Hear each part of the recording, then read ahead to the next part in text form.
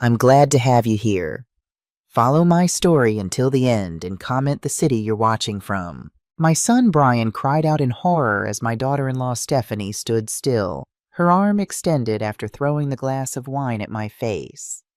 "You worthless old hag! When I ask you for more wine, you obey!" she screamed, stumbling drunk in my dining room. At that moment, something inside me snapped.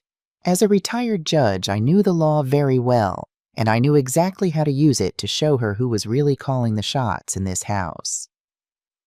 But before I continue, make sure you're already subscribed to the channel and write in the comments where you're watching this video from. We love knowing how far our stories are reaching. The dinner had started off quietly. It was just another Friday night meal I usually prepared since my son Brian and Stephanie moved into my house 6 months ago. The story was always the same. They were saving up to buy their own place. They just needed some time. 6 months later, they were still here. I prepared a prime rib roast that took hours in the oven. The table was set with my best china, the ones I only used for special occasions, though these Friday dinners had become somewhat of a tradition. The crystal glasses I inherited from my grandmother shimmered under the light of the chandelier. For me, these small formalities mattered. After 30 years as a criminal court judge, routine and order were what kept me anchored in retirement. Stephanie arrived already agitated.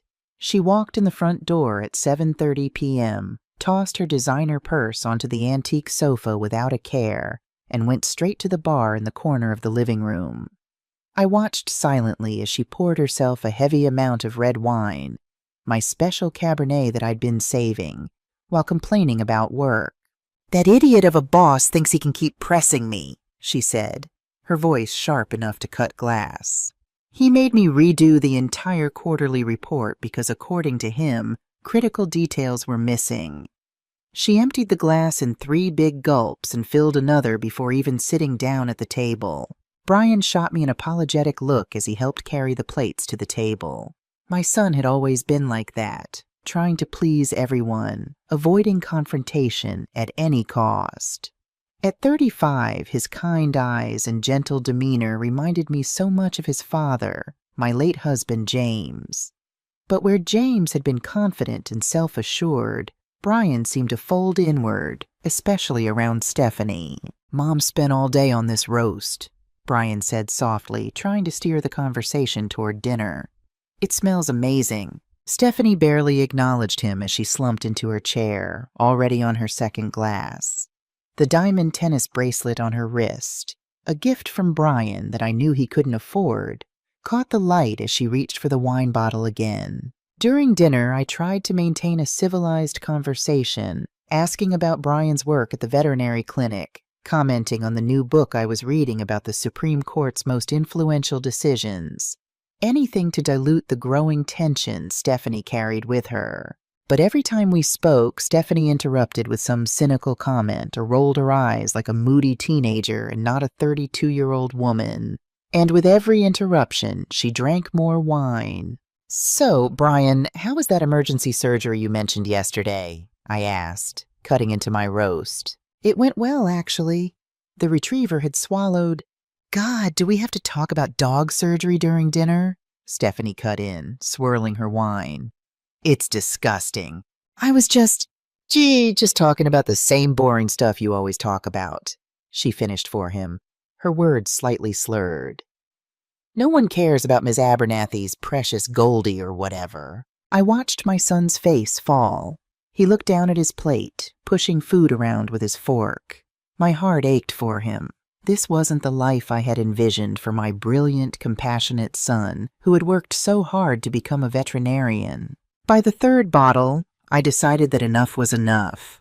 When Stephanie held out her empty glass in my direction, as if I were a waitress waiting to serve her, I simply said, "I think you've had enough for today, Stephanie." She froze, the glass still raised in the air, her eyes fixed on me as if she couldn't believe what she had heard. The room suddenly went silent. Even the grandfather clock in the corner seemed to hold its breath. "What?" she asked, her voice dangerously low. "I said you've had enough," I repeated calmly. This is my house, and I will not allow you to get drunk this way at my table. It was like lighting the fuse. Her face turned red, not just from the wine, but from a sudden fury that seemed to have been there, bubbling under the surface for months. Your house, she laughed, a bitter sound that cut the air. Just because we have to live in this old museum with you doesn't mean you can treat us like children. Brian touched her arm. Stephanie, please. Stephanie pulled her hand away forcefully. No, Brian, I'm tired of this. Your mother looks at us as if we were intruders, as if we weren't worthy to walk on her precious hardwood floors. She turned to me, her eyes narrowed. Do you know what your problem is? You can't accept that you're no longer the powerful Judge Brenda Cook. Now you're just a lonely, retired old woman who needs to control everything and everyone around her to feel important. I remained calm. Years in the courtroom had taught me not to show a reaction when provoked. I kept my face neutral, though inside I could feel my heart racing. I took a slow sip of water, placed the glass down carefully, and looked directly into her eyes. If that's how you feel, maybe it's time for you to find somewhere else to live. Mom! Brian exclaimed, horrified. Stephanie smiled. The kind of smile that doesn't reach the eyes, the kind I'd seen countless times on defendants who thought they had the upper hand. Servants shouldn't talk like that to their superiors. She held out the glass again. Now more wine. No, that was all I needed to say. In a movement too fast for me to react, Stephanie threw the glass directly at my face. The crystal, which had been in my family for 3 generations, shattered against my right temple. I felt the sharp pain of the impact, then the warm heat of blood running down the side of my face. My son screamed. Stephanie stood there breathing heavily, almost surprised by her own action, but showing no remorse. I brought my hand to my temple and looked at my fingers, now stained red. The silence in the room was deafening. 30 years sending criminals to prison, and now I was bleeding at my own dining room table. Andy, I said with a calm that I did not feel, take your wife to her room now. Brian rushed to pull Stephanie, who still seemed stunned by what she had done. She didn't resist as he guided her away from the table. I heard their steps going up the stairs, the bedroom door slamming shut, followed by muffled arguing. I went to the bathroom and examined the cut in the mirror. It wasn't deep, but it would bleed a lot, as head wounds often do. As I cleaned the wound with cold water, my thoughts organized themselves like a prosecutor preparing a case. I documented everything with my cell phone. I photographed the cut, the blood stain on my white blouse, the shards of glass on the dining room floor. I collected every fragment and put them in a plastic bag. Evidence. 30 years in the justice system taught me that evidence is everything. That night I couldn't sleep. Sitting in my office with an ice pack against my temple, I began to outline my plan. Not for revenge. Revenge is emotional, impulsive. What I needed was justice.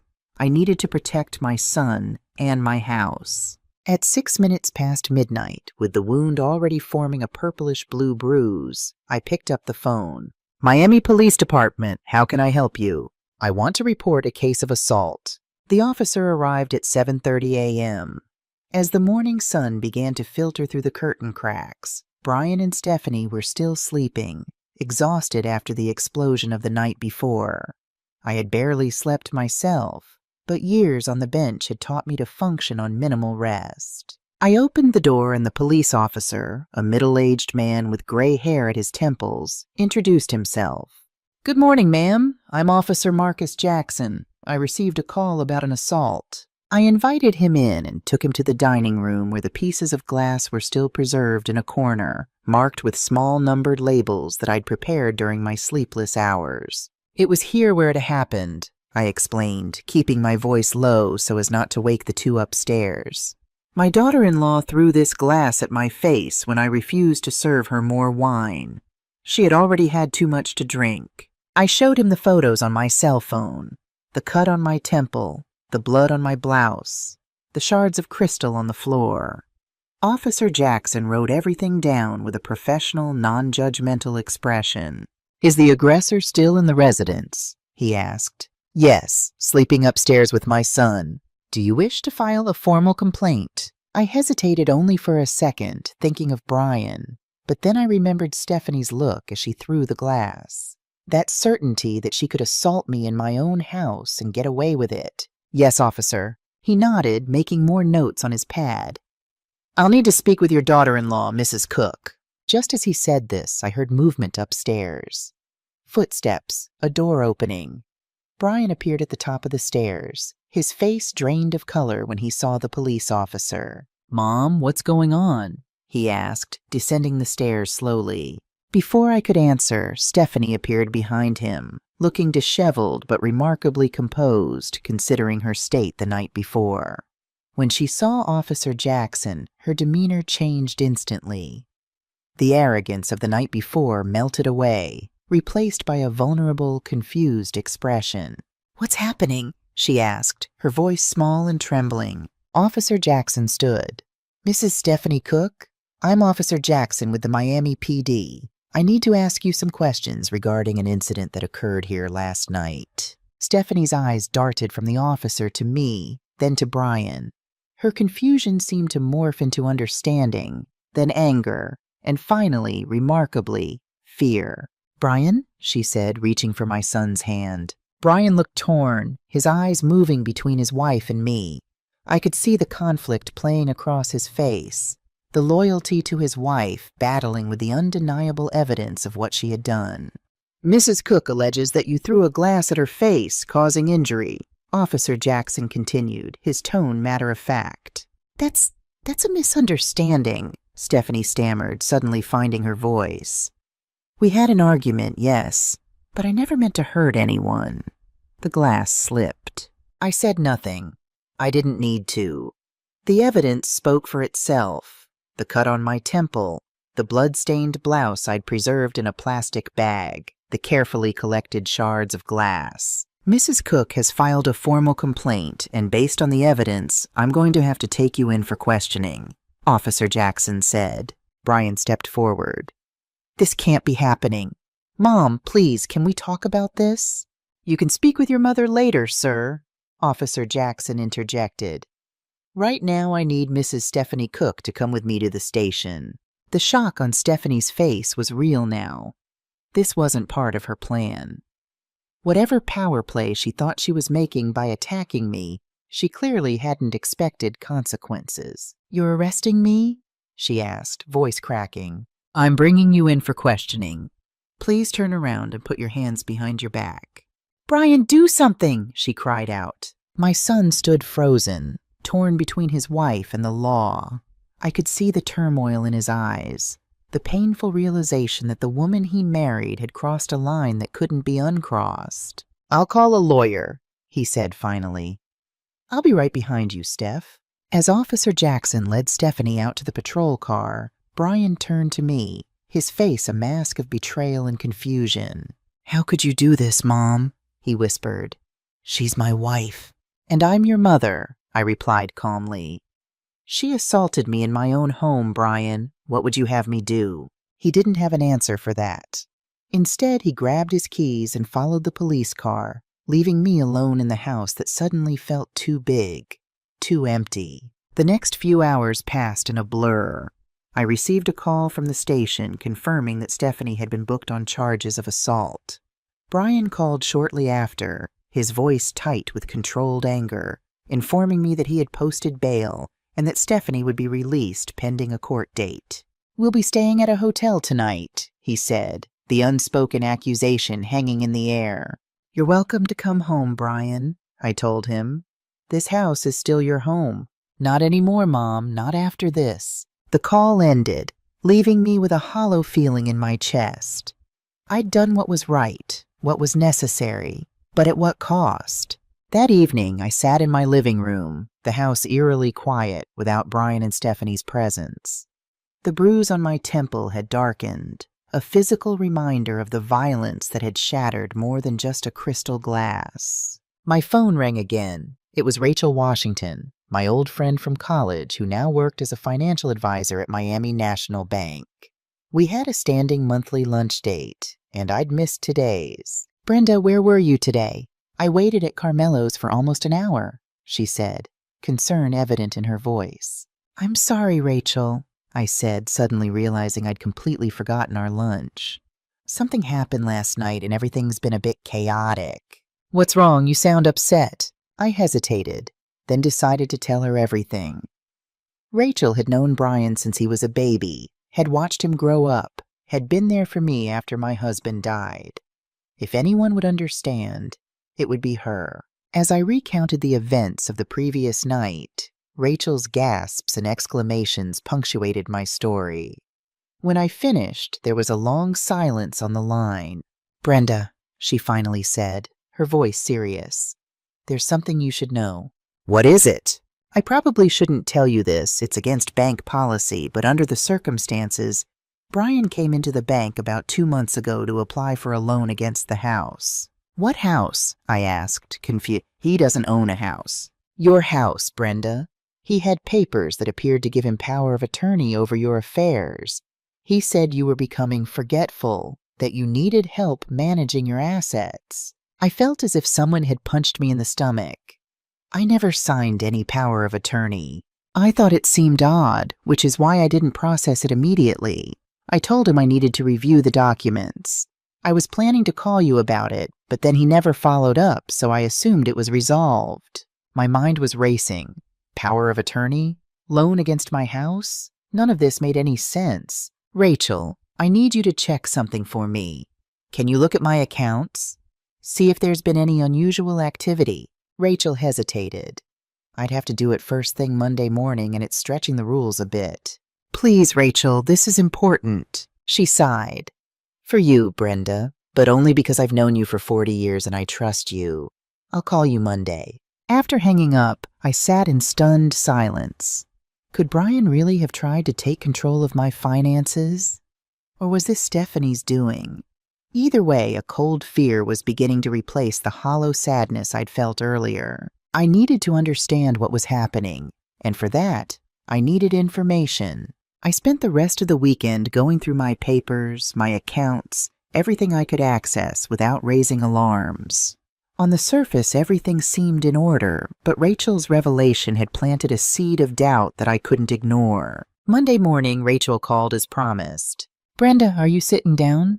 Her voice was grave. "What is it, Rachel?" "There have been withdrawals from your retirement account. Small amounts. Nothing that would trigger automatic alerts, but consistent. About $5,000 every 2 weeks for the past 3 months. I did the quick math in my head. That's $30,000. At least. And there's more. Someone accessed your safety deposit box last month. The access log shows it was Brian using your key. The safety deposit box contained my most valuable possessions, my mother's jewelry, some rare coins my husband had collected, and important documents like my will and property deeds. Rachel, I need to know exactly what's been taken, what's been changed. I can't give you that information over the phone. You need to come into the bank with identification. I'll be there in an hour. I hung up, my hands shaking.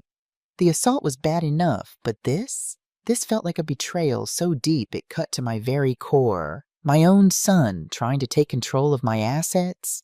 Or was he being manipulated by Stephanie? Either way, I needed to know the truth.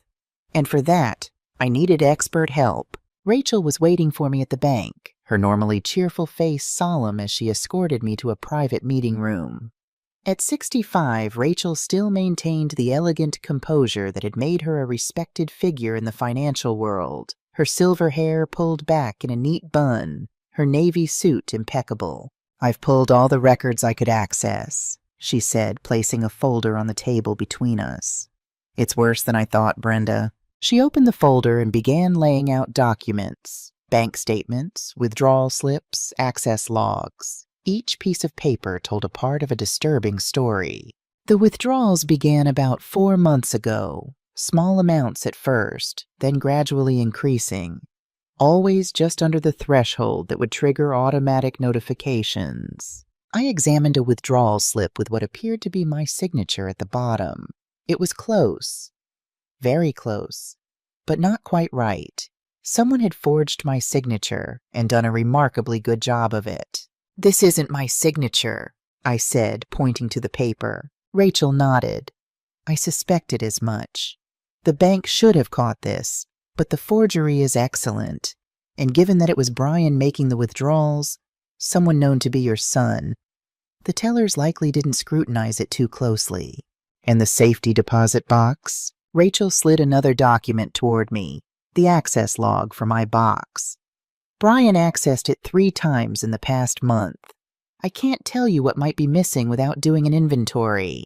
I stood up. "Let's do that now." Rachel led me to the vault area where she used her credentials to bring me to my safety deposit box. With trembling hands, I inserted my key, the duplicate I kept hidden at home in a hollowed-out book, a hiding place only Brian knew about. The box slid open, revealing its contents. Immediately, I knew something was wrong. The small velvet pouch containing my mother's jewelry was gone. So was the leather case with James's coin collection. The documents appeared to be intact, but when I removed my will, I noticed that the seal had been broken and resealed. "Someone's tampered with my will," I said, showing Rachel the poorly resealed document. She examined it with a frown. "You should have your lawyer review this immediately. If someone has altered your will without your knowledge, that's criminal." I nodded, trying to maintain my composure even as a storm of emotions raged inside me. Anger, betrayal, fear, all mingled together in a toxic brew. "There's one more thing I need to check," I said, pulling out the deed to my house. As I unfolded the document, a separate paper fell out.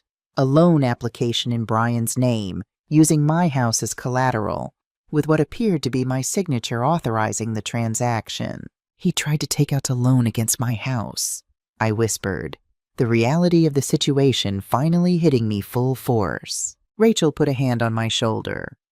"Brenda, you need to contact the authorities. This is fraud, plain and simple." I nodded, gathering the documents and placing them in my purse. "Thank you, Rachel. I don't know what I would have done without you." "What are you going to do now?"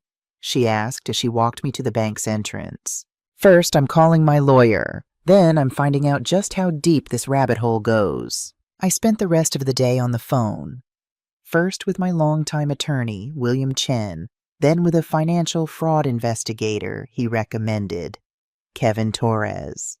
By the end of the day, I had set in motion a full investigation into the withdrawals, the forged signatures, and the attempted loan. The picture that began to emerge was disturbing. Someone, presumably Stephanie, though Brian could not be ruled out, had been systematically siphoning money from my accounts and had attempted to gain access to my larger assets through forged documents. As the sun began to set, I sat in my home office, surrounded by papers and notes, trying to make sense of it all. The house phone rang, breaking my concentration. "Hello? Mom?" It was Brian, his voice strained. "Can we talk?" "Of course," I said, keeping my tone neutral despite the turmoil inside me. "Not over the phone. Can I come over?" I hesitated, unsure if I was ready to confront him with what I'd discovered. But if there was any chance that Brian was being manipulated, that he wasn't fully aware of what was happening, I needed to give him that chance. "Yes, come over. I'll be there in 20 minutes. I hung up and quickly gathered the most incriminating documents, placing them in a folder on the coffee table. Then I waited, my heart pounding in my chest. The doorbell rang precisely 18 minutes later. I opened it to find Brian standing there, looking exhausted and conflicted. Alone.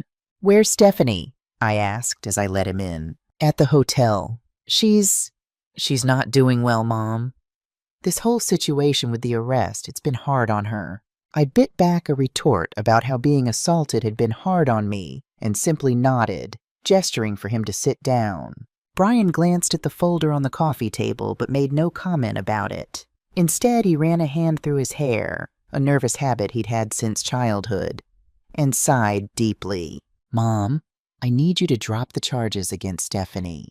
I should have been prepared for this request, but it still hit me like a physical blow. "Why would I do that, Brian? She assaulted me in my own home. She made a mistake. She was drunk, Upset about work. She's never done anything like this before and she's really sorry. Is she? Because she hasn't apologized to me. Brian looked away. She's proud, you know that. It's hard for her to admit when she's wrong. Throwing a glass at someone's face goes beyond being wrong, Brian. It's criminal assault. Please, Mom, for me. If you press charges, it could ruin her career. We're already struggling financially, and if she loses her job...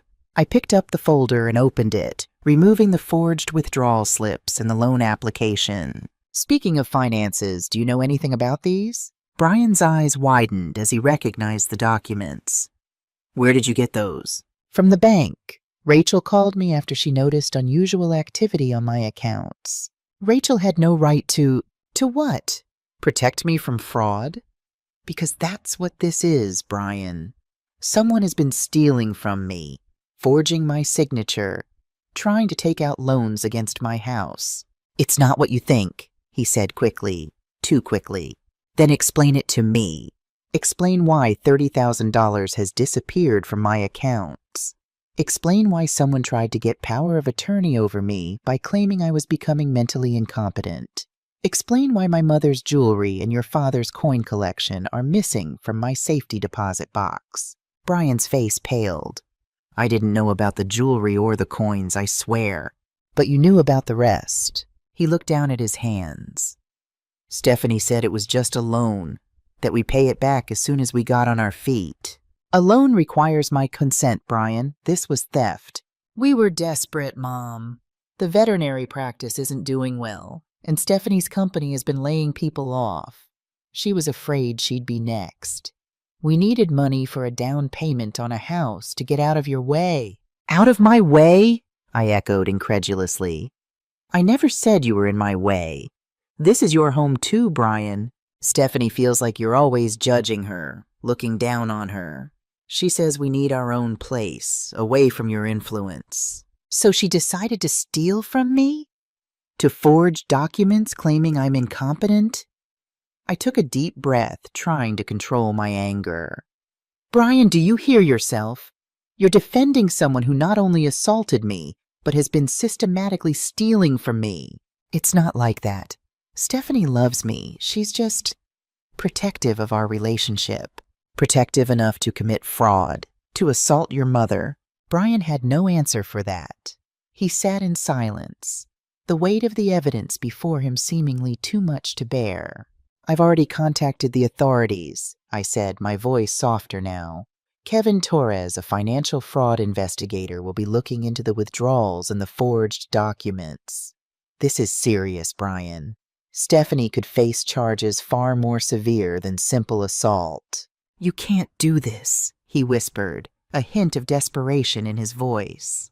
I didn't do this, Brian. Stephanie did, and possibly you if you were knowingly involved. I didn't know about the forgeries, I swear. Stephanie said she had your permission for the withdrawals, that you had agreed to help us with the down payment. I wanted to believe him. God help me, I wanted to believe my son wasn't complicit in stealing from his own mother. But the evidence suggested otherwise. Brian, I love you. You're my son, and nothing will ever change that. But I cannot and will not let someone, not even your wife, steal from me, assault me, and try to declare me incompetent. I'm sorry, but the charges stand and the fraud investigation will continue. Brian stood up, his face a mask of conflict and pain. If you do this, Mom, if you send Stephanie to jail, I don't know if I can forgive you. The words hit me like physical blows, but I held my ground. I would rather have you angry with me than see you destroyed by someone who clearly doesn't have your best interests at heart. You don't know her like I do, he said, moving toward the door. She loves me. She's the only one who truly understands me. As he reached for this doorknob, I had one more question. Brian, did you take your father's coin collection and your grandmother's jewelry from the safety deposit box? He froze, hand on the knob. No, he said quietly. I didn't even know they were in there. Then he was gone, the door closing behind him with a soft click that somehow felt more final than a slam would have. I sat there in the silence, surrounded by evidence of betrayal, wondering if I had just lost my son forever, But deep down, I knew I had done the right thing. Because sometimes, justice requires difficult choices, even when those choices break your heart. The investigation had only just begun, and something told me that what we had discovered so far was merely the tip of the iceberg. Stephanie Cook had been playing a dangerous game, and now it was time for her to face the consequences of her actions. And I, Judge Brenda Cook, retired, was just the person to ensure that justice was served. The morning after Brian's visit, I awoke to the sound of my phone ringing. The digital clock on my nightstand read 7:15 a.m. Only lawyers and bad news call this early, I thought as I reached for the phone. Judge Cook speaking, I answered, falling back on old habits despite being retired for 3 years. Judge, it's Kevin Torres. The financial investigator's voice had an urgency that immediately cleared the fog of sleep from my mind. I've been reviewing the documents you provided, and I think we need to meet. Today, if possible. That bad? I asked, already swinging my legs over the side of the bed. Worse than we initially thought. How soon can you come to my office? Give me an hour. I dressed quickly, opting for a navy pantsuit that had seen me through countless court proceedings, a psychological armor of sorts. As I applied concealer to the yellowing bruise at my temple, I studied my reflection. At 68, I still had the sharp eyes that had intimidated countless guilty defendants. Today, I would need that steely resolve. Kevin Torres's office was in a modern glass building in downtown Miami, a stark contrast to the traditional courthouse where I'd spent most of my career. His firm specialized in financial fraud investigations, often working alongside law enforcement to build cases that would otherwise fall through the cracks of an overloaded system. Torres himself was a former FBI financial crime specialist who'd gone private sector 5 years ago. At 40, he had the analytical mind of someone twice his age, combined with a technological savvy that made him particularly effective at following digital paper trails. Judge Cook, he greeted me, rising from behind a desk cluttered with files and multiple computer monitors. Thank you for coming so quickly. What have you found? I asked, dispensing with pleasantries. Torres gestured to a chair across from his desk. Please sit. What I'm about to show you is disturbing. He turned one of the monitors toward me and pulled up a series of documents, bank statements, property records, and what appeared to be social media profiles. After our conversation yesterday, I ran a background check on your daughter-in-law, Stephanie Cook. Standard procedure in these cases. Torres clicked through several screens. What I found was anything but standard.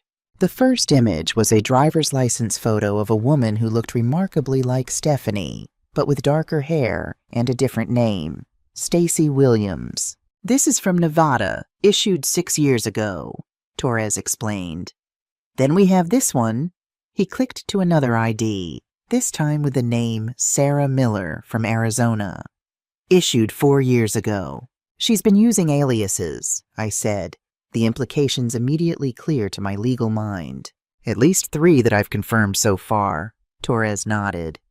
Stephanie Montgomery seems to be her birth name, before she married your son.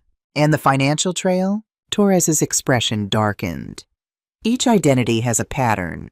She establishes herself in a new location, forms a relationship with a man of means, not wealthy enough to have extensive security measures around their finances, but comfortable enough to be worth targeting. He pulled up a photograph of a man in his early 40s, standing outside a small but upscale veterinary practice. Marcus Reed, veterinarian in Reno, Nevada. Met Stacy Williams at a charity function, married her 6 months later. 18 months after that, he filed for bankruptcy after discovering his accounts had been systematically drained and loans had been taken out in his name. My stomach clenched. And he didn't press charges? He was too embarrassed. Classic case of financial abuse combined with emotional manipulation. By the time he realized what was happening, she had convinced him that he was bad with money, that he needed her help managing their finances. She isolated him from friends and family who might have noticed what was happening. The parallels to Brian's situation were unmistakable. Torres seemed to read my thoughts. Your son fits her victim profile perfectly. Professional, good-hearted, perhaps a bit too trusting. And the fact that his mother is a retired judge with significant assets, that would have made him an especially attractive target. What about the others? I asked, my professional demeanor barely masking my growing horror. Torres clicked through more files, showing me 2 more men, one a dental surgeon in Phoenix, the other a software engineer in San Diego. Each story followed the same pattern: whirlwind romance, marriage, financial manipulation, and eventual devastation. None of them pressed charges? I asked, incredulous. Financial abuse leaves deep psychological scars, Judge Cook. The victims often blame themselves, feel ashamed for being fooled. And Stephanie, or whatever name she was using, was always careful to stay just on the right side of legality in most cases. The forgeries were good enough that they could be explained away as misunderstandings or clerical errors. Until now, I said firmly, the assault gives us leverage, and I'm not some embarrassed man who can be manipulated into silence. Torres nodded, a hint of admiration in his eyes. Exactly. This might be the first time she's made a mistake this significant. The question is, how do we proceed? The assault case is straightforward, but proving the financial crimes will be more complex. I want to talk to them, I said suddenly. The other victims. Torres raised an eyebrow. That could be helpful, but are you sure you're prepared for that? I spent 30 years listening to victims, Mr. Torres. I know how to handle difficult conversations. He studied me for a moment, then nodded. I can arrange a call with Marcus Reed. He's been the most willing to discuss his experience, though he still refused to file charges. Do it. And in the meantime, I want a complete audit of all my accounts, my son's accounts if possible, and any other financial connections that might be vulnerable. Torres made a note on a legal pad. Already in progress. I should have preliminary results by tomorrow. There's one more thing you should know, Judge Cook. He pulled up another document on the screen. A search history from a computer. This is from your home network, from a laptop that accesses your Wi-Fi regularly. Searches for how to claim inheritance early. Contesting a will after death. How to prove mental incompetence in elderly parents. My blood ran cold. When were these searches made? Most during daytime hours when your son would be at work, according to the schedule you provided me. Stephanie, then, researching how to get her hands on my estate and possibly planning for my death. I'll need a security system, I said, my mind already calculating risks and countermeasures. And I'm changing the locks today. Torres nodded grimly. I was about to suggest the same thing. I can recommend a company that specializes in security for elder fraud cases. I'm not elderly, I said automatically, bristling slightly at the term. Torres had the good sense to look apologetic. Of course not, Judge. I meant no offense. The company just happens to have experience with similar situations. I sighed, letting go of my momentary pique. Set it up, please, and let me know as soon as you can arrange that call with Marcus Reed. As I left Torres's office, the weight of what I'd learned pressed down on me like a physical burden. Stephanie wasn't just an impulsive, entitled young woman with anger issues. She was a predator, a systematic con artist who had targeted my son and my family with cold calculation. And now that she knew we were onto her, I had to wonder, just how far would she go to protect herself? The answer came sooner than I expected.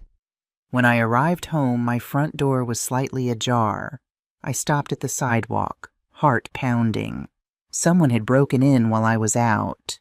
I retreated to my car and called Torres, who advised me to wait for police before entering. 20 minutes later, I followed 2 officers through my own front door, surveying the damage. The house hadn't been ransacked as I'd feared. Instead, the intrusion was targeted.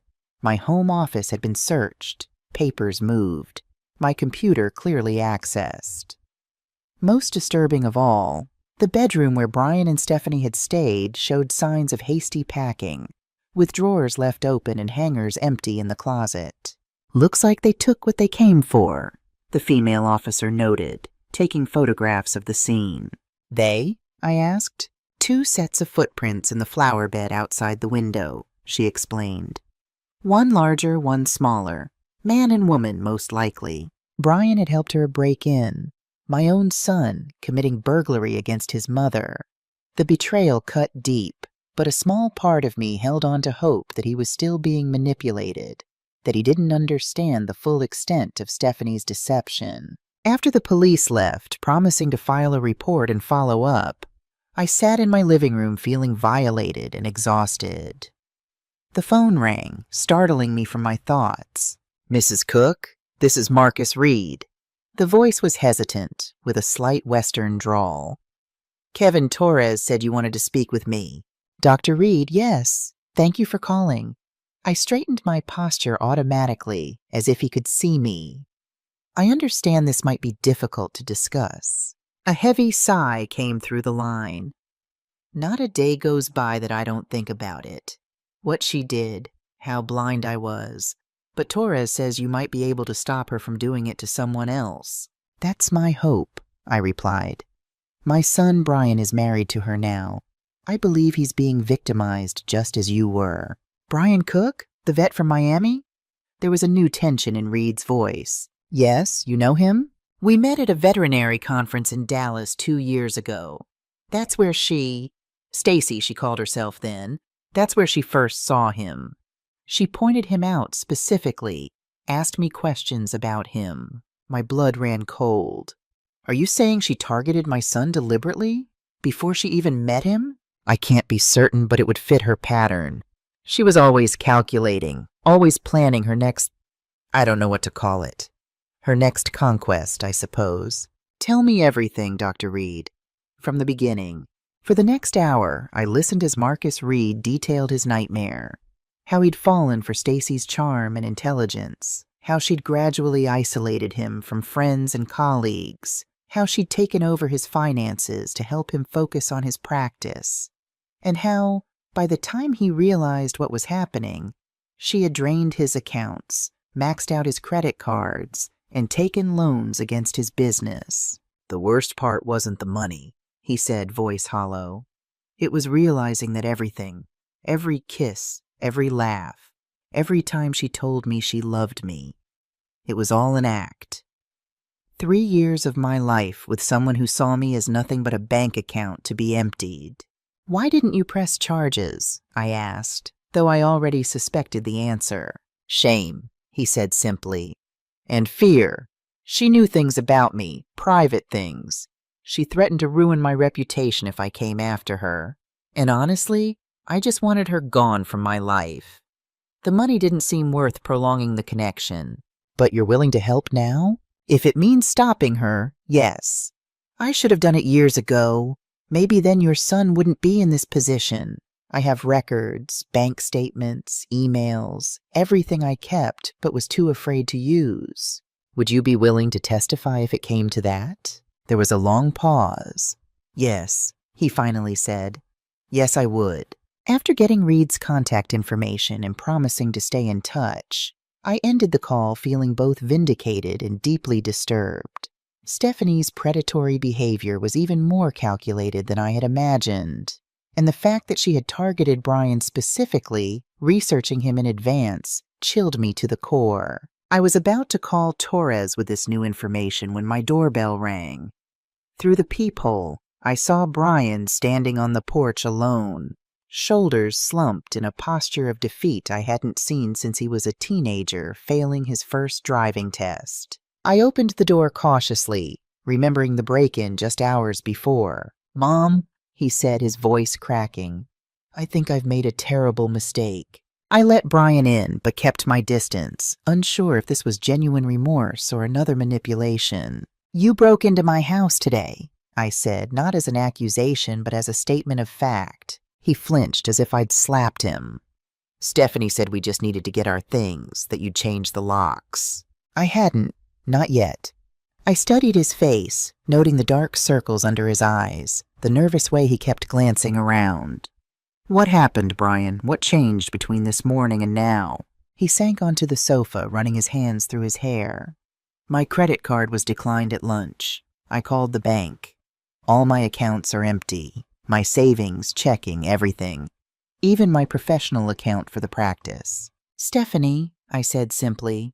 I didn't want to believe it. I came back to the hotel to confront her, but she was gone. All her things packed up and gone. His voice broke. She left this. He handed me a small leather-bound book. I recognized it immediately as the type of journal I bought for myself every year. High-quality leather, acid-free paper. This one was well used, the pages dog-eared and filled with neat, precise handwriting. Her journal, Brian explained unnecessarily. I found it under the mattress when I was looking for... I don't know what I was looking for. Some explanation, I guess. I opened the journal, scanning the entries. What I read made my stomach turn. Stephanie, or rather Sophie Green, as she referred to herself in the earliest entries, had documented her entire con with clinical detachment. Notes on Brian's schedule, his habits, his vulnerabilities. Observations about his relationship with me, identifying it as both a strength to exploit. He trusts his mother's judgment, will do anything to make her proud. And a weakness to eliminate. Mother-son bond too strong, must isolate.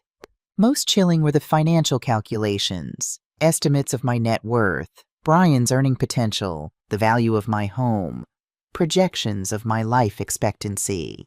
"I'm so sorry, Mom," Brian whispered as I read. "I had no idea. She seemed so perfect, so understanding. Whenever I had doubts, she always had an explanation that made sense." I closed the journal, my hand trembling slightly. "That's how predators like her operate, Brian. They're expert manipulators." "What do we do now?" he asked, looking utterly lost. "First, we call the police. This journal is evidence not just of her financial crimes against us, but potentially against her previous victims as well." I reached for my phone. "Then we call Torres. He needs to see this immediately." "Who's Torres?" "A financial fraud investigator I hired. He's been looking into Stephanie's background." I hesitated, then decided Brian needed to hear the full truth. "She's done this before, Brian. At least 3 times that we know of. Different names, different cities, but the same pattern." His face paled. "She's a con artist? A professional con artist?" "I'm afraid so, and she targeted you specifically. It wasn't a chance meeting." Brian looked like he might be sick. All of it was a lie? From the very beginning? I wanted to soften the blow, to find some way to make this less painful, but there was no gentle way to tell someone their entire marriage had been a calculated fraud. "Yes," I said simply. "I'm sorry, Brian." He sat in stunned silence as I made the calls, first to the police to report Stephanie's financial crimes and disappearance, then to Torres to update him on the journal discovery. "This is exactly what we needed," Torres said, his voice urgent. "The journal establishes intent premeditation. Combined with the evidence from previous victims, we have a solid case. Has she left town?" "It appears so," I confirmed, glancing at Brian, who sat motionless, staring at nothing. "I'll alert the authorities. With charges this serious, they'll issue a warrant immediately. Do you have a recent photograph?" I looked to Brian, who wordlessly pulled out his phone and found a picture of Stephanie from just a week ago, smiling by the pool in our backyard. The image of domestic happiness now seemed grotesquely false. After finishing the calls, I sat beside my son, close but not touching, giving him space to process. "I loved her," he finally said, voice barely audible. "Or at least I loved who I thought she was." "I know," I replied. What else could I say? No platitude would ease this particular pain. "What happens now?" he asked again, this time with a note of fear in his voice. "Now we try to undo the financial damage, secure what assets remain, and help the authorities find her before she does this to someone else." Brian nodded mechanically. Then, without warning, he broke down, great heaving sobs that seemed torn from somewhere deep inside him. I moved closer then, putting my arm around his shoulders as I had when he was a child awakening from nightmares. "It's going to be okay," I whispered, though we both knew it wasn't true, not really. Some betrayals leave scars that never fully heal. The next morning brought a flurry of activity. Torres arrived with a computer specialist who went through my systems looking for any additional evidence. The police came to take formal statements and collect the journal. I contacted my bank to begin the process of recovering what funds could be traced. Brian moved back into his old room, a temporary measure while he sorted out the chaos Stephanie had left in her wake. He discovered that not only had she emptied their joint accounts, but she had also taken out loans in his name, run up credit card debt, and even stolen client information from his veterinary practice. She was thorough, Torres commented grimly as we reviewed the damage. But not as careful as she thinks. She's left a trail, and with the journal as evidence, we have a much stronger case than her previous victims. By mid-afternoon, there was a development. Officer Marcus Jackson, who had responded to the original assault call, arrived with news. "We've located her car," he informed us. "Abandoned at Miami International Airport. Security footage confirms she boarded a flight to Los Angeles yesterday evening." "She's running," Torres said. "That's good. It shows consciousness of guilt." Brian, who had been silent through most of the day's proceedings, suddenly spoke up. "No, she's not just running. She's going to her next target." All eyes turned to him. "It's in her journal," he explained, his voice hollow. "She had a backup plan. Someone in LA she'd been grooming online, a widower with a successful real estate business." Officer Jackson immediately got on his radio, relaying this information to the department. "We'll alert the LA authorities," he assured us. "If she's using credit cards or her phone, we'll track her." As the day wore on, I watched my son grappling with the magnitude of Stephanie's betrayal. It wasn't just the financial ruin or the public humiliation. It was the fundamental violation of trust, the realization that the person he had loved most in the world had never existed at all. That evening, as we sat in the kitchen picking at takeout neither of us had the appetite for, Brian's phone rang. He stared at the screen, his face draining of color. "It's her," he whispered. Torres, who had stayed to help us secure the house with a new alarm system, immediately moved to Brian's side. "Put it on speaker," he instructed. "Try to keep her talking." Brian answered, his hand shaking. "Stephanie?" "Brian, baby, I need your help." Her voice was breathless, panicked, a perfect performance of a woman in distress. "Someone's stolen my identity. They're saying terrible things about me, saying I stole money. You know I would never do that." Brian's eyes met mine, a silent question. I nodded encouragingly. "Where are you?" he asked, keeping his voice even. "I had to leave town for a few days, just until we sort this out. Your mother has always had it in for me, you know that. She's trying to separate us, to control you. By reporting an assault that left her bleeding?" Brian's voice had an edge now, anger beginning to break through the hurt. "That was an accident. The glass slipped, you saw it yourself. Brian, please. You know me. You know I love you." Torres held up a note. "Keep her talking. Police tracing call. If you love me, why did I find your journal? Why did you empty our accounts?" A pause. Then Stephanie's voice changed, the panicked facade dropping away. "So you know. What does it matter? You were never going to amount to anything anyway. A small-town vet with mommy issues? Please, you were just a stepping stone." "To what?" Brian asked, his voice surprisingly steady now. "To what I deserve. Wealth, status, power. Things you could never give me, not with your pathetic practice and your bleeding heart for every stray that walks through the door." Her tone was vicious now, the mask fully dropped. "Your mother was the real target anyway. All that money sitting there, wasted on a self-righteous old judge. Do you know what I could do with that kind of wealth?" "You'll never find out," Brian said quietly. "It's over, Stephanie. The police know everything. About Marcus Reed, about the others before me, about the fraud and the theft. They're tracking you right now." Another pause, longer this time. When she spoke again, the venom in her voice had been replaced by something colder, more calculated. "You think you've won? This isn't over, Brian. I know things about you, about your precious mother, things that would destroy both of you if they came out. We're not afraid of you anymore. Brian replied, and I felt a surge of pride at the strength in his voice. You should be. The threat hung in the air for a moment before she continued. Tell your mother to watch her back. Old ladies have accidents all the time. Falls, break-ins. It would be such a tragedy. Before Brian could respond, the line went dead. Torres immediately contacted the police, but the call had been too short to trace effectively. Stephanie was using a burner phone, disposable and untraceable. She threatened you, Brian said, looking at me with new fear in his eyes. We need to take that seriously. We will, I assured him, though I refused to let Stephanie's threats dictate my life. But threats are often just that, attempts to regain control through fear.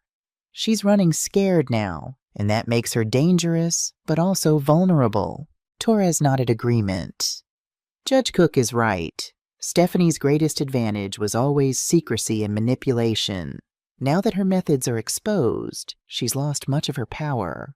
But as we secured the house that night, setting the new alarm system and checking all the windows and doors, I couldn't shake the chill that had settled over me.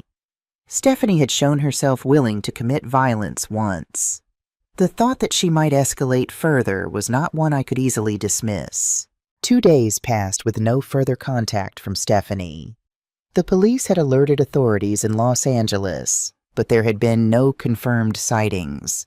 It was as if she had vanished. Brian and I fell into an uneasy routine, both of us working to repair the damage she had left behind.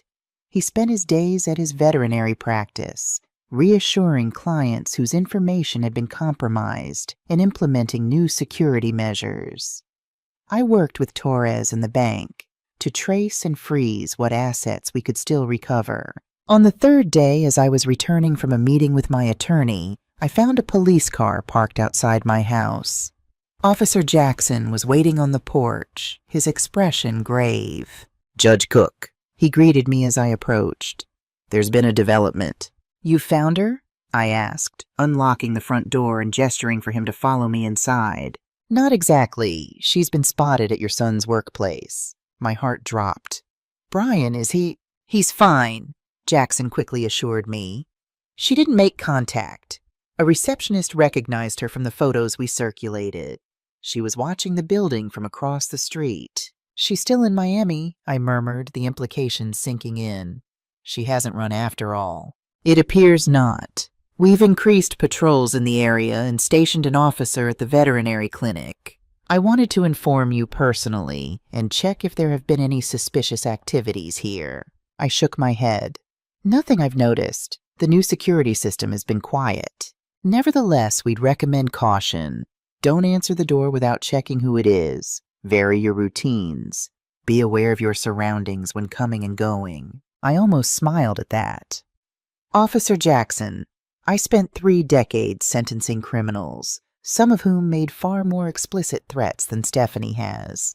I'm well versed in personal security. He nodded, looking somewhat abashed. Of course, Judge. Still, this woman has shown herself to be unusually persistent and methodical. We're taking the threat seriously. After Officer Jackson left, I called Brian immediately. He answered on the first ring, voice tense. I just heard, I said without preamble. Are you okay? I'm fine, Mom. The police are here, watching the place. But it's unsettling knowing she's out there, watching. Come home early today, I urged him. We'll have dinner. Talk about next steps. I will. Just need to finish up with a patient, then I'll head out. After hanging up, I busied myself preparing dinner. Comfort food, the kind I used to make when Brian was growing up. Meatloaf, mashed potatoes, green beans with almonds. The familiar rhythms of cooking helped calm my nerves. The sun was just beginning to set when the security system chimed, indicating the front door had opened. I glanced at the clock earlier than I'd expected Brian. In the kitchen, I called out, removing the meatloaf from the oven. Footsteps approached, too light to be my son's. I turned, already knowing who I would see. Stephanie stood in the kitchen doorway, a small revolver pointed directly at me. Hello, Judge Cook, she said, her voice eerily calm. I think it's time you and I had a proper conversation about my husband's inheritance. Time seemed to slow as I faced my daughter-in-law across the kitchen, the smell of home cooking a surreal backdrop to the gleam of the gun in her hand. In my years on the bench, I'd faced down hardened criminals, met the eyes of killers without flinching. That experience served me well now. "Stephanie," I said, keeping my voice even, "this isn't going to end the way you think it will." She laughed, a brittle sound devoid of humor. "Always so confident, aren't you? The Honorable Judge Cook, so certain of everything. So certain that your precious son could never love someone like me without being manipulated." "Brian knows the truth now," I replied. "He's seen your journal, talked to your previous victims. The game is over." Something flickered in her eyes, anger perhaps, or fear, but she maintained her composure. "It's not a game to me. It never was. This is survival." "Is that what you tell yourself?" I asked, carefully setting down the oven mitts, assessing the distance between us, the possible weapons within reach. That stealing from vulnerable men, destroying their lives, is somehow justified. Men like Brian, like the others, they've had everything handed to them. Supportive families, education, opportunities. What did I have? A mother who brought home a new uncle every month. A father I never knew. Her grip on the gun tightened. I built myself from nothing. Every identity, every skill, self-taught. I earned what I took. By lying? By fraud? I kept my tone conversational, non-judgmental, the same technique I'd used to keep volatile defendants calm in my courtroom. "That's not earning, Stephanie. That's taking. Call it whatever you want. I don't need your approval or your understanding." She gestured with the gun. "What I need is for you to transfer your assets to me. All of them. The house, the investments, everything." "Or what? You'll shoot me?" "How would that help you get access to my money?" "Don't test me," she hissed. "I've thought this through. You're going to call Brian. Tell him you've had a change of heart, that you realized you were wrong about me, that you want to make amends by helping us financially. You'll set up the transfers, and then you'll have a tragic accident. A fall down the stairs, perhaps." As she spoke, I noticed movement beyond the kitchen window, a shadow passing across the yard. Brian. He must have seen Stephanie enter and was trying to assess the situation. I needed to keep her talking, distracted. "Why come back at all?" I asked. "You had a head start, new identities lined up. Why risk everything for one last score?" "Because you ruined everything." For the first time, her composure cracked, raw fury bleeding through. "I had it all planned perfectly. 2 more months, and I would have had power of attorney, access to everything. But you couldn't mind your own business, could you? You had to play the concerned mother, the righteous judge." I recognized the escalating anger, the dangerous edge in her voice. I needed to de-escalate before she did something rash. "It's not too late to walk away from this, Stephanie," I said calmly. "The financial crimes are serious, but adding armed assault, kidnapping, that's a whole different level of charges." "Shut up," she snapped. "Just shut up and get your phone. Call Brian now." I moved slowly towards the counter where my phone lay, deliberately taking my time. As I reached for it, the security system chimed again, the back door this time. Stephanie whirled toward the sound, gun swinging away from me for just an instant. It was all the opening I needed. I grabbed the heavy cast-iron skillet from the stove and swung it with all my strength. It connected with Stephanie's arm, sending the gun clattering across the tile floor. She screamed in pain and rage, lunging for me with her good arm. We grappled briefly, her youth and fury against my experience and determination.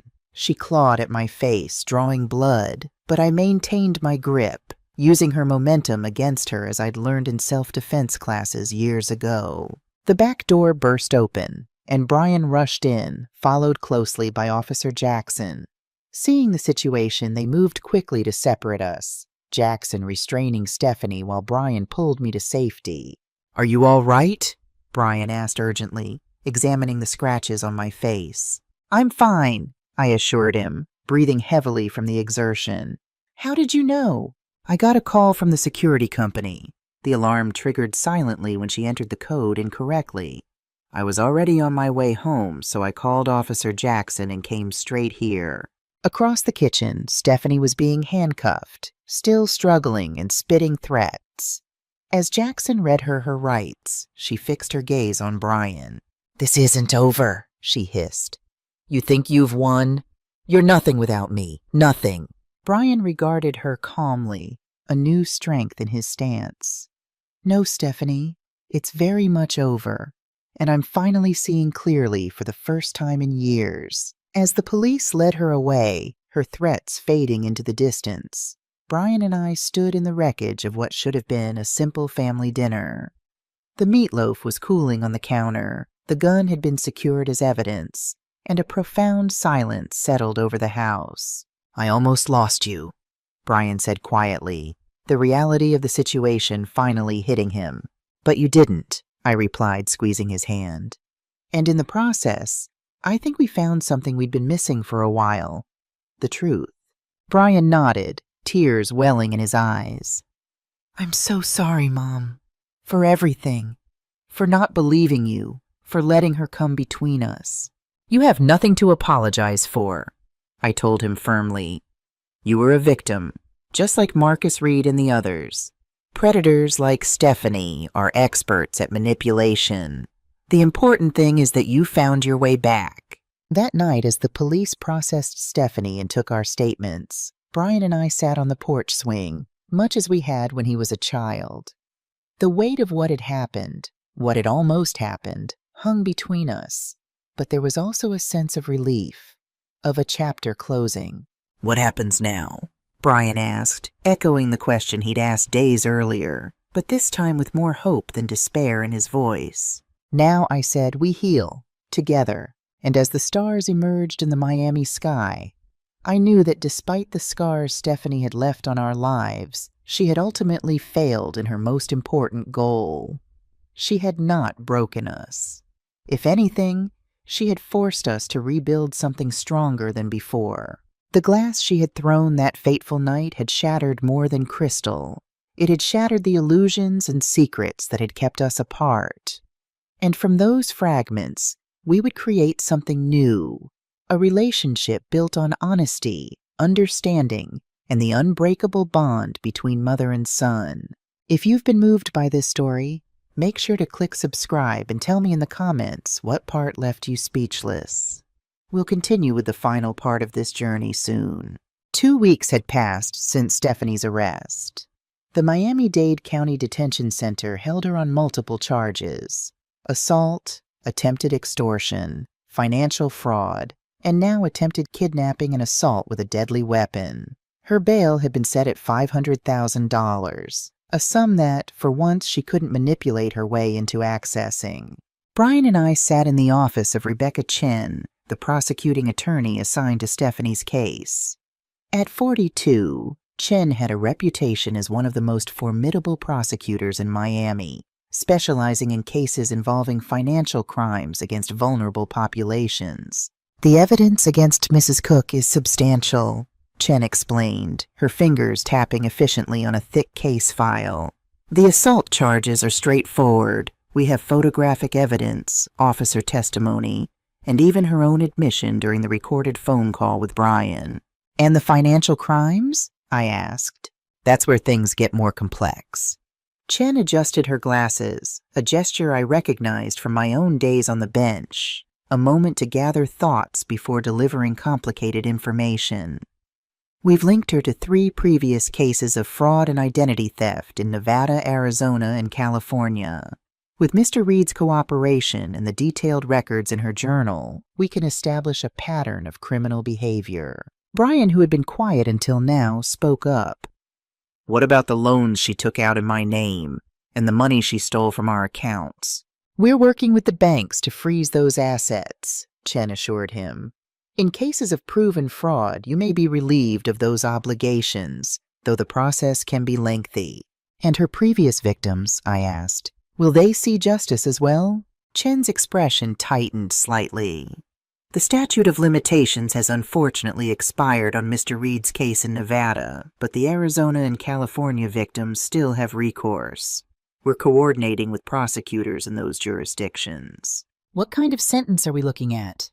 Brian's voice was steady, but I could see the tension in his shoulders, the way his fingers gripped the armrest of his chair. Given the multiple charges, the premeditation evidenced in her journal, and the escalation to violent crime, Chen paused, calculating. We're seeking a minimum of 8 to 10 years. With good behavior, she could be out in 5, but that's still significant time. Brian nodded, seemingly satisfied. I, however, had spent too many years in the justice system to take anything for granted. What's her defense strategy? I asked. Chen's mouth quirked in what might have been a smile under different circumstances. She's hired James Peterson. The name hit me like a physical blow. James Peterson was notorious in Miami legal circles, a defense attorney who specialized in getting wealthy clients reduced sentences through whatever means necessary, ethical or otherwise. He'll play dirty, I said, not a question but a certainty. Already has, Chen confirmed. They're building a defense around temporary insanity due to emotional abuse. What? Brian's voice rose in disbelief. She's claiming I abused her? Chen nodded grimly. The narrative they're constructing is that you were controlling, isolated her from friends and family, and that your mother, she nodded toward me, was overbearing and interfered in the marriage, pushing Stephanie to a breaking point. That's absurd, Brian protested. Anyone who knows me knows I'd never— It doesn't matter what's true, I interrupted gently. What matters is what they can make a jury believe. Chen nodded, appreciating my understanding of courtroom tactics. Exactly.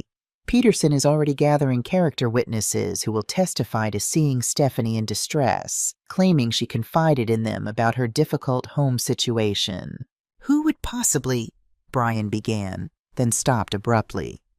Her friends from the country club. The ones she was always texting, always having lunch with. Likely paid or manipulated, I suggested. We don't know that for certain, Chen cautioned. But yes, it's a possibility we're investigating. Peterson is also planning to use your mother's background as a judge against you both. How so? I asked, intrigued despite myself. They'll argue that you, Judge Cook, wielded undue influence over Brian, that you never accepted Stephanie into the family, and that your legal knowledge gave you an unfair advantage in constructing a case against her. I shook my head, marveling at the audacity. Turn the victim into the perpetrator. Classic defense strategy. Will it work? Brian asked, worry creeping into his voice. Chen leaned forward, her expression serious but confident. Not if we do our jobs right. The evidence against Stephanie is overwhelming. The journal alone provides clear proof of premeditation and fraud. Add to that the testimony from Mr. Reed and the other victims, the financial records showing systematic theft, and her final act of breaking in with a firearm. It's a strong case. But, I prompted, hearing the unspoken qualification in her tone. But Peterson is very good at what he does. And juries can be unpredictable. We need to prepare for every possibility. As we left Chen's office an hour later, armed with court dates and preparation schedules, Brian seemed subdued, processing the reality of the legal battle ahead. I never thought I'd be the center of a criminal trial, he said as we walked to the parking garage. Everyone will know what happened, how completely I was fooled. I squeezed his arm reassuringly. What happened to you has happened to many others, Brian. There's no shame in being deceived by someone who made deception their life's work. He nodded, but I could see he wasn't entirely convinced. Rebuilding his self-confidence would take time that would be complicated by the public nature of the upcoming trial. As we reached my car, a voice called out from behind us. Judge Cook! Dr. Cook! We turned to see a man in an expensive suit approaching, his smile wide but not reaching his eyes. His silver hair was perfectly styled, his posture radiating confidence and authority. James Peterson, he introduced himself, extending a hand that neither of us took. I was hoping to catch you both. Mr. Peterson, I acknowledged coolly. I believe any communication should go through our attorney. Naturally, he agreed, undeterred by our frosty reception. But sometimes these matters can be resolved more amicably outside the courtroom. Stephanie is quite willing to discuss a settlement that would avoid the unpleasantness of a public trial. Brian stiffened beside me. A settlement, after everything she's done? Peterson's smile never wavered. Misunderstandings can escalate so quickly in domestic situations. Emotions run high. Things are said and done in the heat of the moment. Misunderstandings? I echoed incredulously. Mr. Peterson, your client systematically defrauded my son, attempted to steal my assets through forged documents, and finally broke into my home with a firearm. Those aren't misunderstandings. Allegations, Peterson corrected smoothly. Allegations that would be examined in a very public, very detailed trial. Dr. Cook's personal and professional life would be scrutinized. Your medical history, Judge Cook, your competence, your relationships, all fair game for exploration. The threat was thinly veiled but clear. They would try to destroy our reputations in court. Are you threatening us, Mr. Peterson? I asked, my voice dropping to the register that had made guilty defendants squirm in my courtroom. To his credit, Peterson didn't flinch. Not at all. I'm merely outlining the realities of a criminal defense. Stephanie has authorized me to offer a plea deal. She admits to simple assault for the wine glass incident, pays restitution for any proven financial losses, and in exchange, the more serious charges are dropped. And she walks away with a slap on the wrist, I concluded. Free to target someone else. That's preposterous, Brian added, finding his voice. We have her journal, Mr. Peterson. We have documented evidence of years of fraud. Peterson's smile tightened slightly. Evidence that could be challenged. Journals can be fabricated. Financial records can be interpreted in many ways. And character witnesses can paint very different pictures of the same person. We'll take our chances with a jury, I said firmly. Now, if you'll excuse us. As we turned to leave, Peterson played his final card. I should mention that Stephanie's father has taken a personal interest in this case. We paused, and I looked back at him. Her father? Richard Montgomery, Peterson said, clearly enjoying the reveal. Perhaps you've heard of him? I had. Richard Montgomery was a real estate developer with significant influence in Miami politics, the kind of wealth and power that could open doors, pressure officials, and make problems disappear. I spent 30 years on the bench, Mr. Peterson, I replied evenly. I've seen powerful men try to interfere with justice before. It didn't sway me then, and it won't sway me now. His smile finally faded. This doesn't have to be adversarial, Judge Cook. Mr. Montgomery simply wants what's best for his daughter. Then perhaps he should have been more present in her formative years, I suggested coolly. Now we really must be going. Any further communication should go through Ms. Chen's office. As we drove away, Brian let out a long breath. So Stephanie comes from money after all. She wasn't just targeting wealth, she was returning to it. It explains a lot, I agreed. The sense of entitlement, the ease with which she moved in affluent circles, and it makes her more dangerous. Richard Montgomery isn't someone to take lightly. What will he do? Brian asked. Whatever he can, I said honestly. But we have truth on our side, Brian, and sometimes that's enough. But as we headed home, I couldn't shake the unsettling feeling that our battle had just become significantly more complicated. Richard Montgomery's involvement was an unexpected twist, one that could change the entire dynamic of the case. The next morning confirmed my concerns. I woke to find 3 voicemails on my phone, all from friends expressing concern over an article in the Miami Herald's online edition. When I pulled it up on my tablet, the headline made my stomach clench. Judge's son caught in marriage scandal. Wife claims abuse and manipulation. The article, clearly fed by Peterson and the Montgomery PR machine, painted Stephanie as a devoted wife caught in a controlling relationship with a domineering mother-in-law who couldn't let go of her son. It quoted sources close to the family, describing Brian as unstable and possessive, and me as interfering and possibly experiencing cognitive decline. Most disturbing was a statement allegedly from Richard Montgomery himself. My daughter has always been vulnerable to those who would take advantage of her generous nature. The Cook family saw her as an access point to our family's resources. When she refused to facilitate that access, they constructed these outrageous allegations. Brian called before I'd finished reading. "Have you seen it?" His voice was tight with anger. "I'm reading it now," I replied.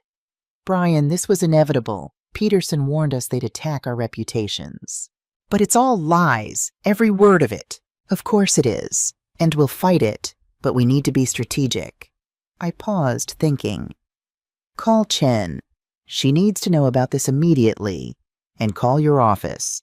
Warn them that reporters might start showing up." "Already happened," he said grimly. There was a news van outside the clinic when I arrived. I came in through the back. "Don't speak to them," I advised. "Not a word. Let Chen handle the press."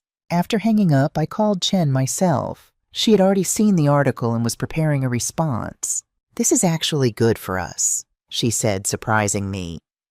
"They're desperate. Attacking the victims in the press before trial suggests they know their legal case is weak." "Richard Montgomery has resources," I reminded her. "And I have truth and evidence," she countered. "Plus, I've dealt with the Montgomerys before. There's a reason Stephanie changed her name and distanced herself from her family. The Montgomery reputation isn't as pristine as they'd like people to believe." "What do you mean?" Chen hesitated. "I shouldn't share details of previous cases, but let's just say this isn't the first time Richard Montgomery has tried to clean up a mess his daughter created. There were incidents in her youth. Settled quietly, records sealed. This was a revelation, one that might explain Stephanie's practiced manipulation and her father's protectiveness. Not parental love, but damage control for the family name. "Can we access those records?" I asked, my judicial mind already calculating the legal pathways. "I'm working on it," Chen assured me. "In the meantime, expect more attacks. They'll try to rattle you, make you respond emotionally. Don't take the bait." Over the next 2 weeks, the Montgomery-Peterson strategy unfolded exactly as Chen had predicted. More articles appeared, each more outrageous than the last. Anonymous friends of Stephanie gave tearful interviews about her fear of me. Old colleagues were quoted out of context, making me sound harsh and vindictive on the bench. Even Brian's veterinary practices were questioned, with vague allegations of overbilling and unnecessary procedures. Through it all, we maintained our silence in the press while working diligently behind the scenes. Chen filed motions to exclude certain witnesses, challenged the admissibility of character testimony, and most importantly, continued building our case with concrete evidence rather than innuendo. The turning point came 3 weeks before the trial was set to begin. Chen called us to her office, her usually composed face alight with triumph. "We've had a breakthrough," she announced as soon as we were seated. 2 breakthroughs, actually. She slid a folder across her desk. Inside were photographs of a young woman, unmistakably Stephanie, though with a different hairstyle. In handcuffs, being led from what appeared to be a high school. "Sealed juvenile records," Chen explained. "From when Stephanie was 17. She was arrested for running a cheating ring at her private school, selling test answers, writing papers for other students. The charges were ultimately dropped after her father made a substantial donation to the school's building fund." "Her pattern started early," I murmured, studying the photos. "Very early," Chen agreed. "And there's more. We found another victim, one even earlier than Marcus Reed." Brian looked up sharply. "Another man she defrauded?" "Not exactly." Chen's expression was grim but satisfied. "A woman. Emily Winters, her college roommate at Vanderbilt. Stephanie, then still using the Montgomery name, systematically stole from Emily over their freshman year. Cash, jewelry, even her identity to open credit cards. When Emily confronted her, Stephanie planted drugs in their dorm room and called campus security, claiming Emily had been dealing. Let me guess, I said. Emily was expelled and Stephanie walked away clean. Chen nodded. Richard Montgomery made another generous donation, and the matter was handled internally. But Emily kept evidence. Emails, bank statements, even a recording of Stephanie bragging about the setup to a friend. And she's willing to testify? Brian asked, hope creeping into his voice. More than willing. She's been waiting over a decade for this opportunity. Emily went through years of therapy after what Stephanie did to her. She lost her scholarship, her reputation, nearly her future. She's rebuilt her life, but the scars run deep. This was the game changer we needed. Proof that Stephanie's predatory behavior wasn't isolated to romantic relationships, that it predated her marriages, and most importantly, that it formed a pattern dating back to her teens. There's one more thing, Chen said, pulling out another file. We've traced some of the money Stephanie stole from Brian and her previous husbands. Most of it went to offshore accounts, but a significant portion was transferred to a real estate holding company called Monarch Investments. Let me guess, I said. Owned by Richard Montgomery. Partially, Chen replied, but the majority shareholder is Stephanie herself under her birth name. She's been building a real estate portfolio for years, using her stolen funds. Properties in 5 states, all generating rental income that goes directly to accounts only she can access. Brian let out a low whistle. So all this time she was building her own empire? While claiming to be financially dependent on each husband, yes. Chen looked pleased. This proves both motive and premeditation going back years. And it gives us leverage. For what? I asked. A plea deal, Chen said, but on our terms, not theirs. The next day, we met with Peterson in Chen's office. His usual smooth confidence seemed somewhat diminished as Chen methodically laid out the new evidence. The juvenile records, Emily Winter's testimony and evidence, and most damning, the financial trail leading to Monarch Investments. These juvenile records were sealed, Peterson protested weakly. They're inadmissible. The financial records aren't, Chen countered. Neither is Ms. Winter's testimony. And I have a motion before Judge Ramirez to unseal the juvenile records on the grounds that they establish a pattern of behavior relevant to the current charges. Peterson's eyes narrowed. Ramirez is a hanging judge. You know he'll grant it. Chen merely smiled. Here's our offer, Mr. Peterson. Stephanie pleads guilty to all charges. We'll recommend a sentence of 5 years with possibility of parole after 3, provided she undergoes psychological evaluation and treatment. She surrenders all assets in Monarch Investments as restitution to her victims, including Dr. Cook.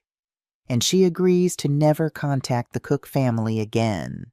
5 years? Peterson scoffed. Mr. Montgomery will never allow— Mr. Montgomery doesn't have a choice, I interrupted, unless he wants his family's dirty laundry aired in open court. Emily Winters isn't the only skeleton in the Montgomery closet, is she, Mr. Peterson? You've been cleaning up after this family for years. It was a shot in the dark, based on Chen's hints and my own intuition, but Peterson's momentary flinch told me I'd hit close to home. I'll need to consult with my client, he said stiffly. You have 48 hours, Chen replied. After that, we proceed to trial with all evidence on the table. After Peterson left, Brian turned to Chen with new respect in his eyes. That was masterful. Will he take the deal? I asked. Chen gathered her files. Oh, he'll fight it initially. Counter with 3 years, no asset surrender. We'll negotiate to 4 years, partial asset surrender. But yes, they'll take something close to our offer. The alternative is too risky for the Montgomery reputation. She was right. 3 days later, we received word that Stephanie was accepting a modified plea deal. 4 years with possibility of parole after 2, surrender of 70% of the Monarch investment assets for restitution, and a restraining order preventing her from contacting any of her victims, including Brian and me. It's a good outcome, Chen assured us when we met to sign the final paperwork. She'll serve real time, her victims will receive compensation, and most importantly, there will be a public record of her crimes that will make it much harder for her to repeat this pattern in the future. Brian nodded, though I could see the complex emotions playing across his face. Relief, sadness, lingering anger, and perhaps a touch of closure. "What happens now?" he asked quietly. "Now," Chen said, "you rebuild your lives while we handle the legal aftermath. The plea hearing is scheduled for next week. Stephanie will formally enter her guilty plea. The judge will review and likely accept our sentencing recommendation, and that will be the end of the criminal proceedings." "And the civil matters?" I inquired, thinking of the loans, the credit cards, the financial tangle Stephanie had created. "Our firm's financial crimes division will continue working with your banks. Most institutions are cooperative once fraud is proven through criminal conviction. It will take time, but we'll sort it out." As we left Chen's office for what would hopefully be one of the last times, Brian seemed lighter, as if a weight had been lifted from his shoulders. "I didn't think I wanted her to go to prison," he admitted as we walked to the car. Part of me still wanted to believe there was some explanation, some reason that would make sense of everything. But now, I just want it to be over. I want to move forward. I squeezed his arm.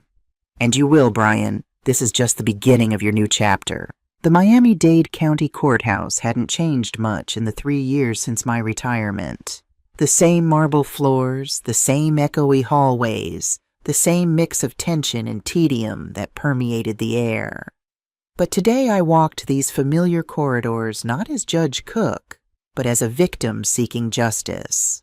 Brian and I sat in the gallery behind the prosecution table, where Rebecca Chen was arranging her files with meticulous precision. The courtroom was more crowded than usual for a plea hearing. Word had gotten out about the Montgomery connection, and several reporters sat with notepads ready. At exactly 9:00 a.m., Judge Michael Ramirez entered, and we all rose. At 60, Ramirez was a contemporary of mine, though we'd never been close. He had a reputation for fairness and by-the-book procedure, which was exactly what we needed today. Case number 2025 CR 7429, State of Florida versus Stephanie Cook, the bailiff announced. Plea hearing. The side door opened and Stephanie entered, escorted by a female corrections officer. She wore a navy blue pantsuit rather than prison garb, a concession likely arranged by Peterson to maintain her dignity before the court. But nothing could disguise the strain of the past weeks in detention.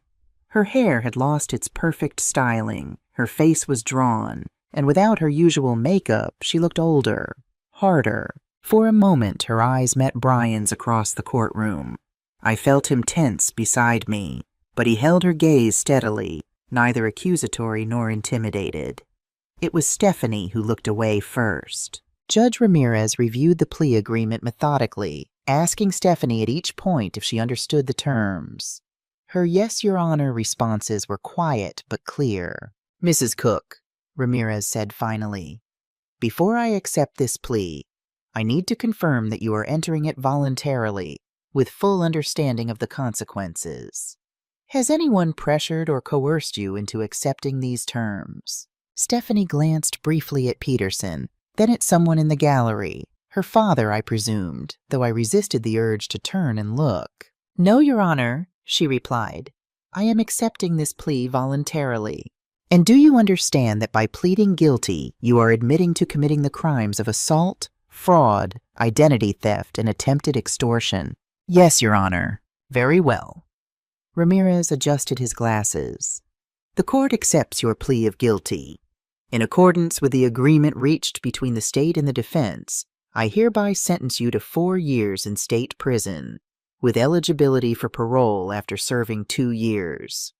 Additionally, you are ordered to surrender 70% of assets held under Monarch Investments for restitution to your victims, as detailed in Appendix B of the plea agreement." The gavel came down, finalizing the sentence. As Stephanie was led away, she turned once more toward Brian, her expression unreadable.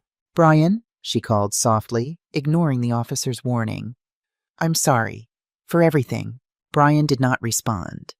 He simply watched as she was escorted out, his face a study in contained emotion. It wasn't forgiveness, not yet, perhaps not ever. But it was acknowledgement, a silent recognition that this chapter was closing. In the hallway afterward, we were approached by a distinguished-looking man in his 70s, his silver hair and tailored suit projecting wealth and authority. Richard Montgomery's resemblance to his daughter was subtle but undeniable. The same sharp eyes, the same set of the jaw. "Judge Cook," he said, his voice cultured and controlled. "Dr. Cook, I wanted to speak with you both." I felt Brian stiffen beside me, but we both maintained our composure. "Mr. Montgomery," I acknowledged with a slight nod. "I want you to know," he began, "that I never condoned Stephanie's actions. What she did to your family, to the others before you, was inexcusable. Yet you tried to help her escape the consequences," I observed. A flicker of discomfort crossed his face. "I'm her father. Despite everything, despite the disappointments and the incidents over the years, she's my child. I had to try." "Did you know?" Brian asked suddenly. "About her other marriages, her schemes?" Montgomery hesitated, and in that hesitation I read the truth. "Not at first," he admitted finally. "The early incidents, the cheating ring, the trouble with her college roommate, those I wrote off as youthful indiscretions, the kind many privileged children go through. I thought if I protected her from the worst consequences, gave her another chance, she would learn. But she didn't," I said. "No." Montgomery's expression hardened. Instead, she became more sophisticated, more calculating. By the time I realized the extent of her activities, she had already been through 2 marriages. I tried to intervene then, offered her a position in my company, therapy, a fresh start. She refused, cut ties, changed her name. "Until she needed your help again," Brian noted. Montgomery nodded. "When she called from jail, it was the first contact we'd had in nearly 3 years. She claimed innocence, of course. Said you," he looked at me, "had fabricated evidence out of jealousy and control." "And you believed her?" I asked, though I already knew the answer. "I wanted to," he said simply. What father wouldn't want to believe in his child's innocence? But then Peterson found the journal, the Monarch Investments records. The evidence was irrefutable. He straightened his shoulders, composing himself. "I'm not here to make excuses for her, or for my own failures as a parent. I'm here to offer my personal apology and to assure you that the restitution will be handled promptly. Monarch Investments will be liquidated within 30 days, and all victims will receive their due compensation." "Thank you," Brian said after a moment, his voice neutral but not hostile. "That's appreciated." Montgomery nodded once, then turned to leave. He paused, looking back over his shoulder. "She wasn't always like this, you know. There was a time when she was just a bright, ambitious little girl with her whole future ahead of her." His voice faltered slightly. "Somewhere along the way, I lost that child. I hope the time in prison gives her a chance to find herself again." With that, he walked away, the weight of his regrets almost visible in the slope of his shoulders. "Do you think she can change?" Brian asked softly as we watched Montgomery disappear down the corridor. "I don't know," I answered honestly. "Some people can, given the right circumstances, the right motivation. But it would take profound self-awareness, genuine remorse, years of therapy. I hope she finds it," Brian said, surprising me. "Not for my sake. I don't think I can ever forgive what she did to us. But for herself. Living with that much calculation, that much deception. It must be exhausting." I squeezed his arm, my heart swelling with pride at his compassion even after everything he'd endured. "Come on," I said. "Let's go home." 3 months after Stephanie's sentencing, I stood in the doorway of what had once been Brian's childhood bedroom, watching as he applied a second coat of paint to the walls. The soft blue, sky after a storm, he called it, brightened the room, transforming the space that had briefly been a refuge into something new. "It's looking good," I commented, handing him a glass of iced tea. He stepped back to assess his work. "Thanks. I think it'll be perfect as a home office. The morning light is ideal." Brian had found a small apartment closer to his veterinary practice, a fresh start away from the memories that lingered in my house. But he still came over several times a week for dinner, to help with household projects, or simply to talk. Our relationship, tested by Stephanie's manipulation, had emerged stronger, more honest. The legal aftermath of Stephanie's crimes had been largely resolved. The banks had cleared most of the fraudulent loans once the criminal conviction was finalized. The restitution from Monarch Investments had compensated Brian for his financial losses, though as he often said, the emotional cost could never be fully repaid. Most surprisingly, Marcus Reed had reached out to Brian professionally. The two veterinarians, bonded by their shared experience as Stephanie's victims, were now discussing a potential partnership. Reed was considering relocating to Miami to join Brian's practice, bringing his specialty in exotic animal care to complement Brian's expertise in surgical procedures. "Have you thought more about Reed's offer?" I asked as Brian cleaned his paintbrush. "I have," he replied. "Actually, we're meeting tomorrow to discuss details. If it works out, we could expand the practice significantly. He has connections with the wildlife rehabilitation centers in the Everglades that could open up a whole new client base." "That sounds promising," I said, genuinely pleased to see him excited about his professional future again. The early days after Stephanie's arrest had been dark ones for Brian, his confidence shattered, his trust in his own judgment severely compromised. But gradually, with the help of Dr. Alicia Johnson, a therapist specializing in recovery from manipulative relationships, he had begun to rebuild. "Oh, and I got a call today," he added, his tone casual but his eyes brightening. "From the state conference on domestic violence. They want me to speak at their annual meeting next month." I raised an eyebrow, surprised but impressed. "That's quite an opportunity. What would you speak about?" "Financial abuse in relationships, particularly targeting men." He set down the paintbrush, his expression turning thoughtful. "It's something that doesn't get talked about much.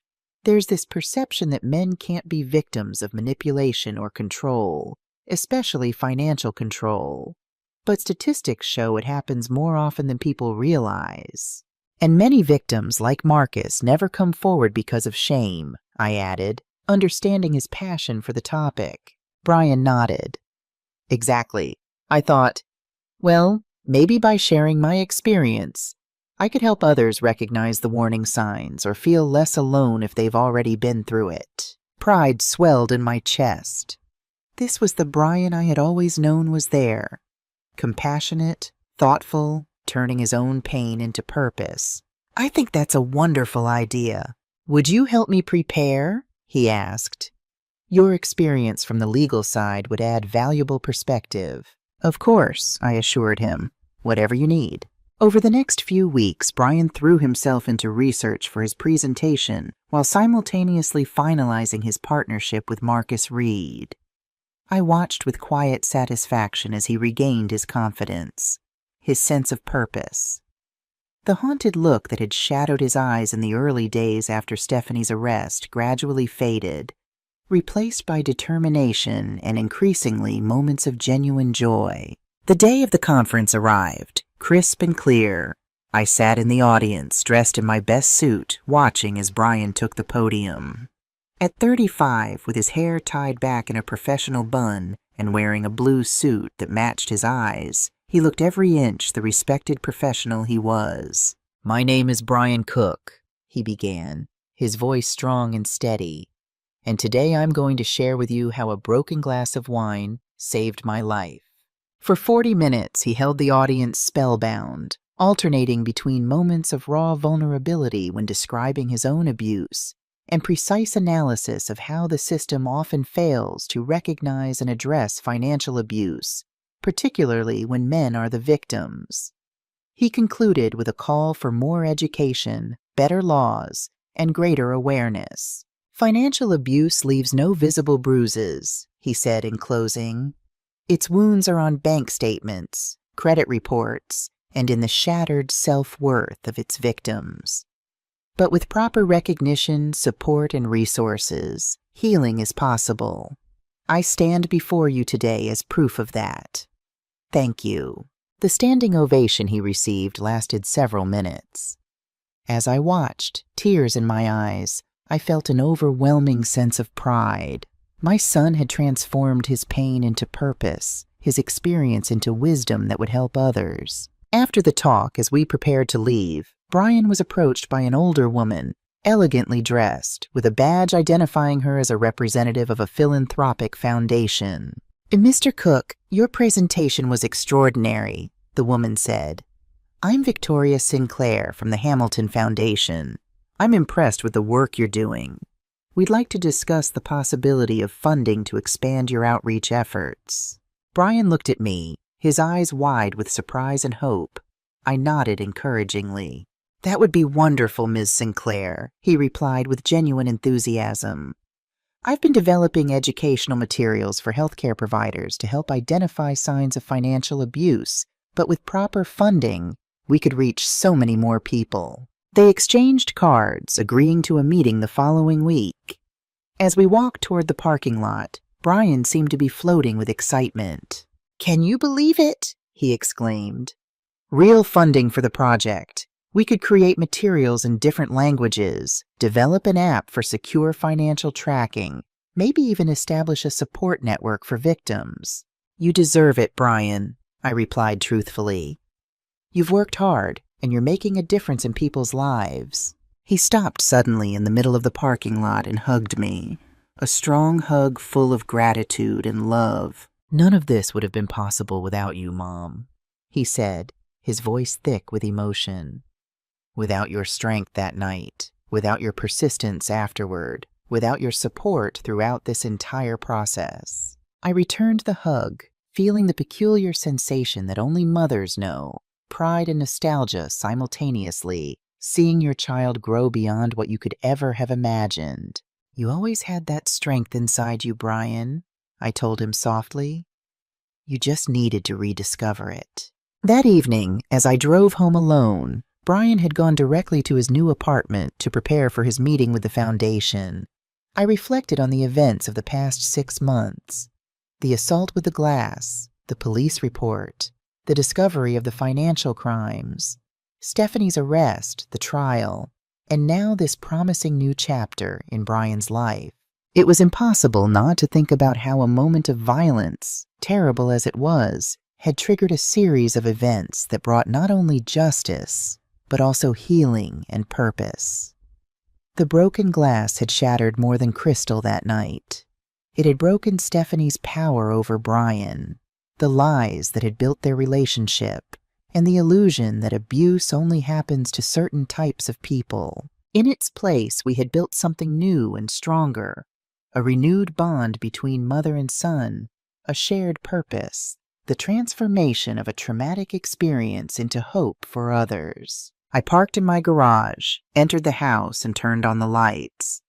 The silence greeted me, no longer the oppressive silence of loneliness or the tense silence that had preceded the assault that night, but a peaceful silence of a life that had weathered the storm and found serenity on the other side. I made a cup of tea and sat on the deck, watching the starry Miami sky. I remembered Dr. Johnson's words during one of the joint therapy sessions Brian had invited me to attend. "Sometimes we need to break completely to rebuild ourselves stronger, like that crystal glass our family had shattered momentarily. But what we built from those fragments was more resilient, more authentic, and infinitely more precious than what we had before. If you liked this story, click to subscribe and tell me in the comments what part left you speechless. And if you've ever had to rebuild from a broken moment, share your experience below. Your story matters too.